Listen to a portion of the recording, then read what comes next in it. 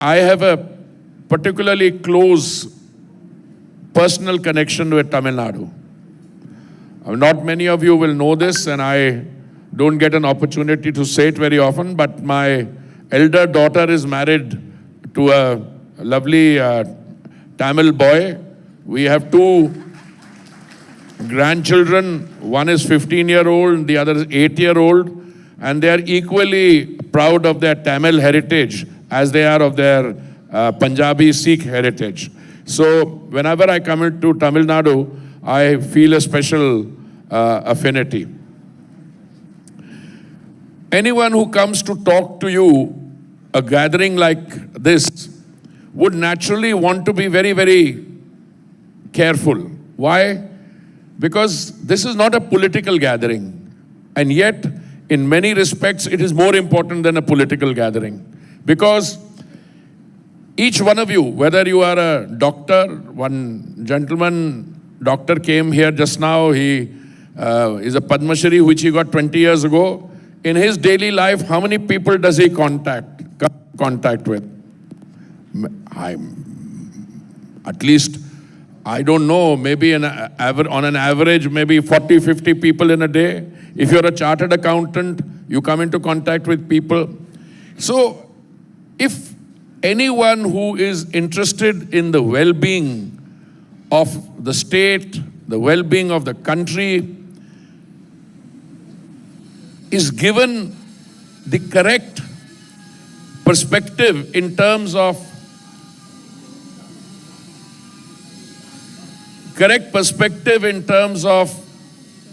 the not only what is going on, but the trajectory which we are following. I think that in itself is a very major thing. The year was 2013, and the Honorable Prime Minister then was Chief Minister of Gujarat. So in the month of April, I think 2013 or a little later, I went to visit him in Gandhinagar. And one of the conversations we had, I've had the privilege of knowing the Honorable Prime Minister for many years. One of the conversations we had was on the very important role that women play, not only in our society, in our developmental programs, but overall. And the conversation went from the role of the mother, the daughter. If you look at Indus Valley civilization, if you look at the position given to the mother goddess, and we started talking about the political arena. And I can tell you with a great degree of satisfaction, this is my 9th year as a minister in the Honorable Prime Minister's team. But we have gone in those 11 years that he has been the Prime Minister from women-centered development to women-led development. Let me explain why I say this. The Prime Minister took office in May 2014. The central government schemes, they took some time for discussion. Most of these schemes were rolled out in June 2015. And I'll just give you a few schemes in which I have been associated. Pradhan Mantri Awas Yojana, out of which 4 crore homes have been built for those who are less privileged, those who are members of the economically weaker section, if we may call it that, and another 3 crores more promise was made when the Honorable Prime Minister came back to office for the 3rd term. Now, whom is the title of the house in the name of? It is in the name of the lady of the house. When you build toilets, and I was a Housing and Urban Affairs Minister for 7 years, I can tell you the very fact that you build individual household toilets or you build community and public toilets, but I'm talking about individual household toilets, it is a very strong boost for the dignity of the girl child.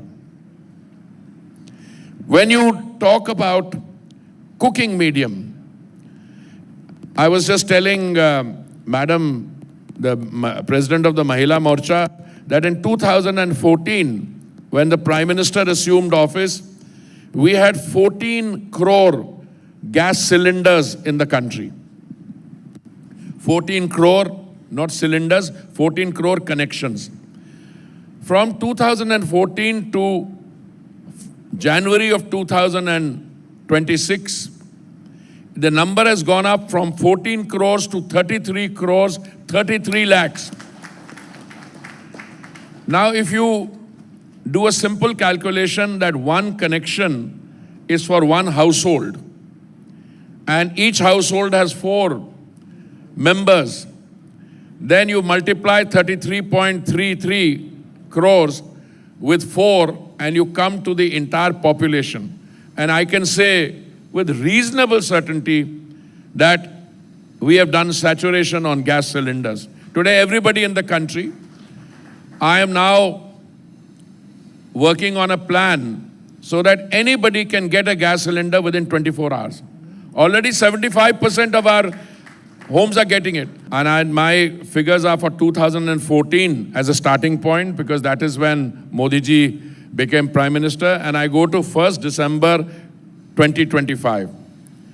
The LPG connection in the state of Tamil Nadu in 2014 was 163.63.